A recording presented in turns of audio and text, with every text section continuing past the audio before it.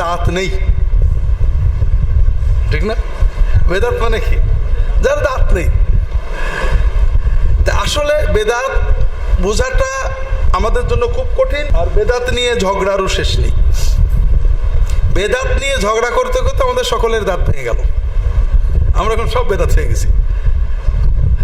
তো এখন বেদাত কি হাসানা সাইয়া নাকি সব বেদাত সাইয়া, এ ব্যাপারে সব কথা আছে। মুখতাসার কথা হলো, বেদাত মানে হলো নতুন। যদি নতুনকেই বেদাত ধরা হয় তাহলে ভালো মন্দ বেদাত হতে পারে। আর ইসলামের পরিভাষায় বেদাত কি? দিনের ভিতরে দিন মনে করে কিছু করা, যেটা নবী সাল্লাল্লাহু আলাইহি ওয়াসাল্লাম করেননি। আর এটা হলে কোনো বেদাত ভালো হয় না। এ ব্যাপারে দলিল আদিল্লা সবই আছে। মুজাদ্দিদ আল-ফিসানির ব্যাপক কথা আছে, আপনারা পড়বেন। তবে আপনাদের সহজ বোঝানোর জন্য যারা বলেন বেদাতে হাসানা সাইয়া, তাদের সকল বই আছে যে বেদাত দ্বারা রাসূলুল্লাহ সাল্লাল্লাহু আলাইহি ওয়াসাল্লামের সুন্নত মারা যায়, ওইটা বেদাতে সাইয়া। আর যে বেদাত দ্বারা সুন্নতের কোনো ক্ষতি হয় না, নতুন ভালো কাজ সুন্নত নষ্ট করে না, এইটা বেদাতে হাসানা। মুজাদ্দিদ আল-ফিসানি বলছেন যে এই মানদণ্ডে সব বেদাতে সাইয়া। যেমন 4 রাকাত তাহাজ্জুদ, 4 ঘন্টা তাহাজ্জুদ পড়া সুন্নত, সারা রাত তাহাজ্জুদ পড়া বেদাতে হাসানা। ভালো কাজ তো বেশি করে করলাম, কিন্তু রাসূলুল্লাহ সাল্লাল্লাহু আলাইহি ওয়াসাল্লাম বলেন না, এই হাসানা দ্বারাও আমার সুন্নত নষ্ট হইল, কারণ বাকি 4 ঘন্টা ঘুমানোর সুন্নত নষ্ট হয়ে গেল, ঠিক না? মুজাদ্দিদ আল-ফিসানি বলছেন, কয়েকটা উদাহরণ দিয়েছেন। আমরা মুখে নিয়ত করি, ঠিক না? মুখে নিয়ত কারোর মতে বেদাত, কারোর মতে বেদাতে হাসানা, কারোর মতে মাকরুহ। মুজাদ্দিদ আল-ফিসানি বলছেন এই বেদাতে হাসানা অবশ্যই সাইয়া। কেন? আমরা বেদাতে হাসানা কোন যুক্তিতে বলি? যে রাসূলুল্লাহ সাল্লাল্লাহু আলাইহি ওয়াসাল্লাম মনে মনে নিয়ত করতেন, এটা ঠিক আছে। তবে মনের নিয়তের সাথে যদি মুখে একটু উচ্চারণ করি, তাহলে তো মনের নিয়তটা পোক্তা হলো, জোর হলো, ভালো। এটা তো হাদিসে নিষেধ নেই, এটা তো মনটা মনোযোগ আনলো, কাজে এটা বেদাতে হাসানা মুস্তাহাব। যুক্তিটা বুঝেছেন না? সুন্দর যুক্তি। যেমন একজন বলছে যে পিলার লিখতে কয়টা এল দিয়া লাগে? তা উত্তরে বলছে, ভাই একটা এল দিলেই টেকবে, তবে 2 এল যদি দাও, 2 এল দিলে পিলারটা মজবুত হবে। কথা বোঝেননি? পিলার লিখতে কয়টা এল লাগে? 2 এলই লাগে। তা এখন সুন্নত হলো মনে মনে নিয়ত করা। সবাই আমরা একমত, রাসূলুল্লাহ সাল্লাল্লাহু আলাইহি ওয়াসাল্লাম সাহাবীগণ কখনো নাওয়াইতুয়ান বলতেন না।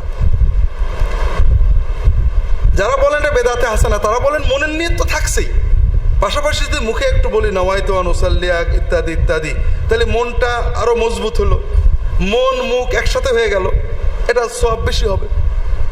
মুজাদ্দিদ আল-ফিসানি বলছেন না, এটা বেদাতে সাইয়া। বেদাতে হাসানা বলে কোনো জিনিস হতে পারে না, কারণ এর দ্বারা নবীর সুন্নত নষ্ট হলো।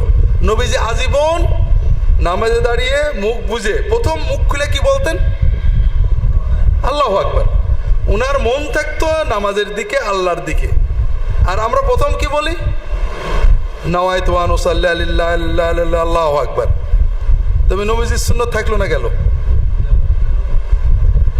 এমন কোনো বেদাতে হাসানা নেই যার দ্বারা সুন্নত নষ্ট হয় না, হতেই হবে যদি আপনি সুন্নতকে সুন্দর করে বোঝেন। বেদাতে যদি হাসানা হয়, উত্তম কোনটা? সুন্নত উত্তম না বেদাতে হাসানা উত্তম? যেমন মনে করেন আল্লাহুম্মা সাল্লি আলা সাইয়্যিদিনা মাওলানা মুহাম্মদ ইত্যাদি দরুদ বেদাতে হাসানা, হাদিসে নেই, তবে এটাতে কোনো দোষ নেই। আর আল্লাহুম্মা সাল্লি আলা মুহাম্মাদিন নবিয়্যিল ওয়া আলা আলি মুহাম্মদ কামা সাল্লাইতা ইত্যাদি সুন্নত দরুদ।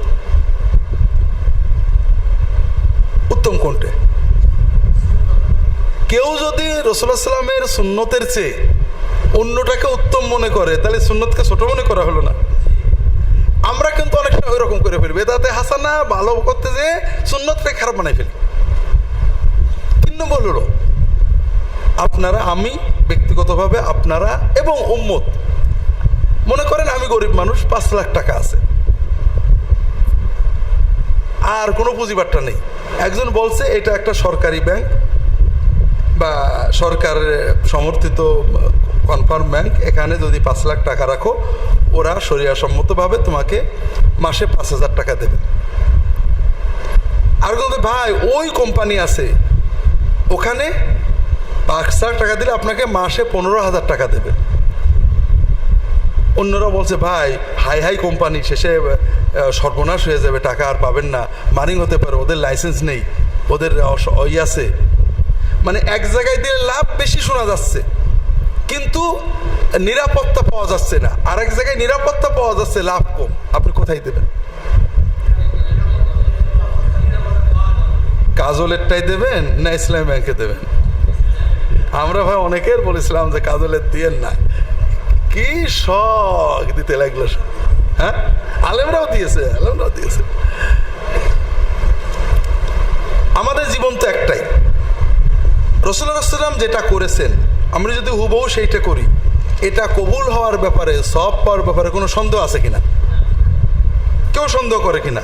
আমি কিচ্ছু করিনি, 100 বার নবীজির তরিকায় জিকির করেছি, নবীজির তরিকায় রোজা রাখেছি, নবীজির তরিকায়, এটার সওয়াব পাওয়ার ব্যাপারে কারোর কোনো সন্দেহ আছে কিনা?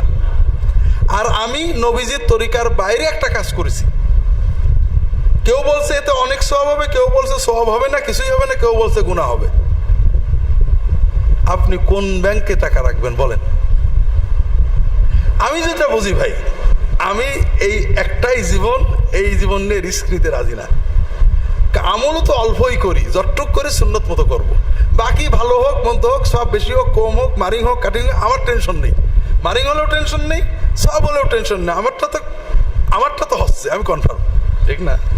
সুন্নতের উৎস, সুন্নতের কোথায় গেলে পাবো তারে বলো কোন ঠিকানায়?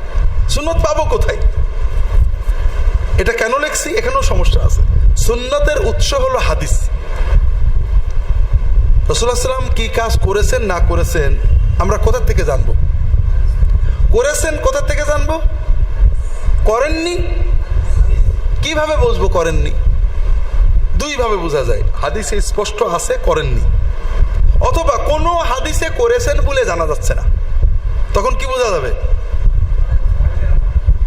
মানে করেননি। বুঝতে পেরেছেন? কেন? একজন বলতে পারে হয়তো নবীজি করেছেন, হাদিসে আসেনি,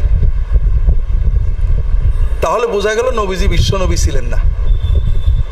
রাসূলুল্লাহ সাল্লাল্লাহু আলাইহি ওয়াসাল্লাম একটা কাজ করেছেন যেটা উম্মতের দিনের জন্য দরকার, কিন্তু আল্লাহ সেটা হেফাজত করেননি, সাহাবীরা রিওয়ায়াত করেননি। এটা যদি কেউ বিশ্বাস করে তার মানে কি? রাসূলুল্লাহ সাল্লাল্লাহু আলাইহি ওয়াসাল্লামের সর্বজনীন নবুওয়াতেই বিশ্বাস হলো না। ইন্না নাহনু নাযালনা যিকরা ওয়া ইন্না লাহু লাহাফিজুন।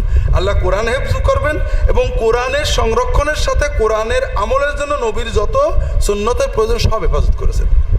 নবীজির একটা প্রয়োজনীয় সুন্নত সাহাবায়ে কেরাম আমলও করেননি, বলেন উনি, এরকম কি হতে পারে?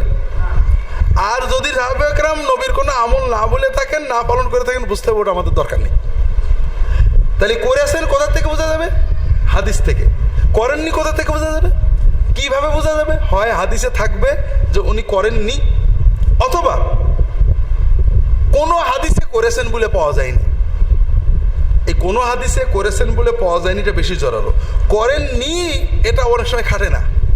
যেমন আয়েশা রাদিয়াল্লাহু আনহা বলছেন রাসূলুল্লাহ সাল্লাল্লাহু আলাইহি ওয়াসাল্লাম 8 রাকাতের বেশি কিয়ামুল লাইল করেননি, কিন্তু আমরা অন্য হাদিসে পাচ্ছি 12 রাকাত করেছেন। সহি আয়েশা রাদিয়াল্লাহু তাআলা আনহা বলছেন যে রাসূলুল্লাহ কখনো দাঁড়িয়ে পেশাব করেননি, কিন্তু সহিহ বুখারীতে পাচ্ছি রাসূলুল্লাহ দাঁড়িয়ে পেশাব করেছেন। তার মানে ওই সাহাবী দেখেননি। কথা বলছেননি? এখানে এশকাল কি? এশকাল হলো অনেক আলেম আমল করছে, হুজুরেরা করছে, স্বপ্ন দেখেছেন, কাশফ হয়েছে। আমি স্বপ্নে দেখেছি রাসূলুল্লাহ সাল্লাল্লাহু আলাইহি ওয়াসাল্লাম 5 কলি টুপি পরে আছেন, কাজে আমি 5 কলি পরবো। এটা হবে কিনা? হবে কিনা? না। স্বপ্ন সুন্নত জানার কোনো উৎস নয়। কেউ নবীজিকে প্যান্ট শার্ট পরা দেখছে, কেউ নবীজিকে পাগড়ি পরা দেখছে, কেউ নবীজিকে 5 কলি দেখছে, কেউ গোল দেখছে। স্বপ্ন দিয়ে যদি দিন হতো তাহলে দিন মানে কয়েক হাজার ইসলাম হয়ে যেত, ঠিক আছে না? এই জন্য স্বপ্ন, সত্য স্বপ্ন নবুওয়াতের 48 ভাগের 1 ভাগ অথবা 70 ভাগের 1 ভাগ। 48 ভাগের 1 ভাগ মানে 2%, 3% ওহী দিয়ে ইসলাম হয় না। 100% ওহী দিয়ে ইসলাম হতে হবে, সেটা হলো হাদিস অথবা কোরআন। কাজে স্বপ্ন কাশ দিয়ে অথবা হুজুরদের আমল দিয়ে কোনো হুজুর হুক্কা খাচ্ছেন, কোনো হুজুর হুক্কা হারাম বলছেন, কোনো হুজুর গোল টই পড়ছেন, কোনো হুজুর লম্বা টই পড়ছেন, কোনো হুজুর গান করছেন, কোনো হুজুর করছেন না। প্রত্যেক হুজুরই আমাদের সম্মানের পাত্র, প্রত্যেকের ইজতিহাদ, কিন্তু কেউই সুন্নতের মেয়ার না। সুন্নতের মেয়ার আমরা সুন্নত জানবো হাদিস থেকে, আর পালন পদ্ধতি সাহাবীগণ থেকে শিখতে হবে। সুন্নতের প্রকার